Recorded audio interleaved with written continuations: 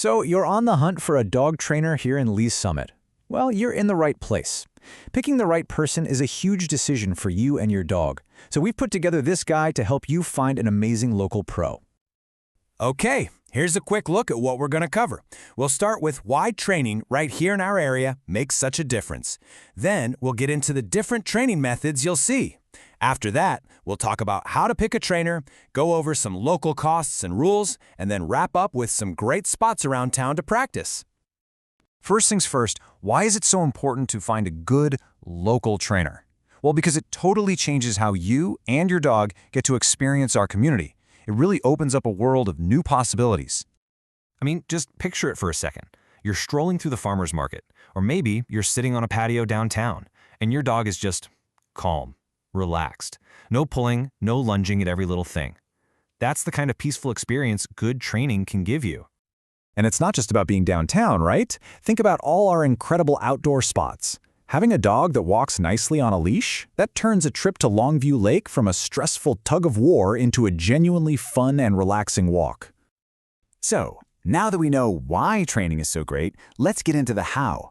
We're going to look at the modern, effective methods you should absolutely expect a quality trainer to be using. If there's one single thing to look for, it's this: a trainer who uses positive reinforcement. Honestly, this science-backed method is the gold standard. It's all about rewarding the behavior you want to see, which in turn builds this amazing bond of trust and confidence with your dog. When it comes to the format, you're generally looking at two main options. On one hand, you've got group classes. These are awesome for practicing around other dogs and people, and they're usually a bit more budget-friendly. On the other hand, private sessions are fantastic because they're tailored specifically to your dog, and you can tackle issues right where they happen, in your own. You'll also see some other types of programs out there. Puppy classes, for instance, are perfect for getting started on the right paw. You've also got board and train programs, which are a really immersive option for bigger training goals. And then there's behavior modification, which is designed to help with specific issues like fear or reactivity. Okay, so you know what methods to look for. But how do you actually spot a truly qualified professional in a sea of options? Let's figure that out. I know. These acronyms can look a bit like alphabet soup, but they are really important. Seeing a certification like one of these tells you that the trainer has passed rigorous exams. They keep up with the latest science, and they stick to a professional code of ethics. It's a huge sign that you're dealing with a real pro. So let's say you found a certified trainer that you're interested in. What should you ask them in that first phone call or consultation to make sure they're the right fit for you and your dog? Here are some must-ask questions. You for sure want to hear them talk about positive reinforcement. Also ask them how they're going to create a plan that's specific to your dog's needs. And find out what kind of homework you'll be doing together, because that practice between sessions is where the real progress happens. All right, let's get down to the practical side of things. Here's a look at the typical costs and the local rules you'll need to know as a dog owner here in Lee's Summit.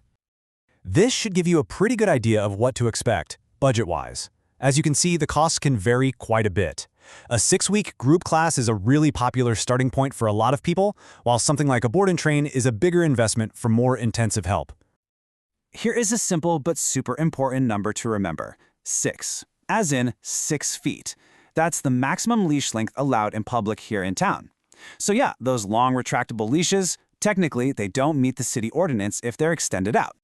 And just a few other key rules to know: having a current rabies tag on your dog's collar is a must. The good news, though, is that Jackson County doesn't make you get a separate license on top of that. And keep in mind, good training can help manage barking before it becomes an issue with your neighbors. Now for the best part. Once you and your trainer have built a solid foundation of skills, where can you go to practice them out in the real world? Lee's Summit has some amazing real-world training grounds for you.